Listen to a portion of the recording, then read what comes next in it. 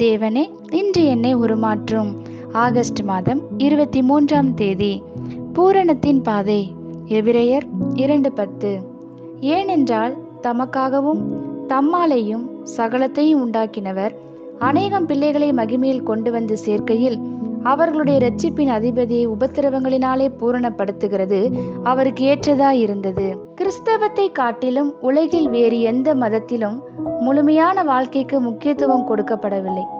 சோதனைகளையும் பாடுகளையும் தெய்வீகமான வழியில் சந்திக்க நாம் ஆரம்பிக்கும் போது ஆவியானவரின் குரலுக்கு செயல்களுக்கு நாம் மிகவும் உணர்வுள்ளவர்களாக மாறி அவர் சித்தம் செய்ய ஆரம்பித்து மிகவும் கடினமான சூழ்நிலைகளிலும் உறுதியாய் நிற்கிறவர்களாய் மாறிவிடுகிறோம்.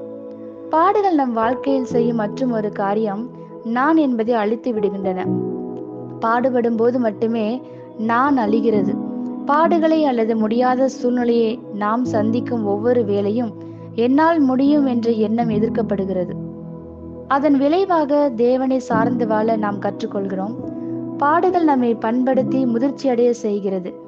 பலவீனங்களோடு இருக்கும் மக்களை அப்படியே ஏற்றுக்கொள்ளும் போது நம்முடைய முதிர்ச்சி வெளிப்படும்.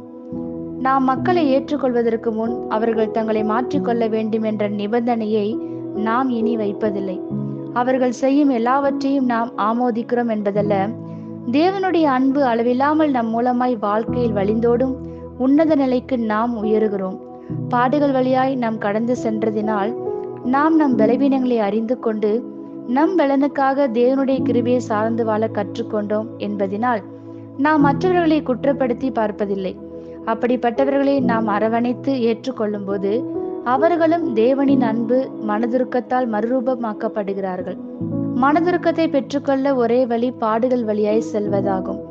பரிசுத்த ஆவியானவர் உங்கள் பாடுகளை எடுத்து பயன்படுத்தி அவர் உங்களை உருமாற்றுவதற்காக நீங்கள் எந்த பகுதிகளில் எல்லாம் அவரை சார்ந்து கொள்ள வேண்டும் என்று உங்களுக்கு வெளிப்படுத்துவாராக. ஆமேன். இந்த வார்த்தைகளினால் நீங்கள் ஆசீர்வதிக்கப்பட்டீர்கள் என்று நாங்கள் நம்புகிறோம்.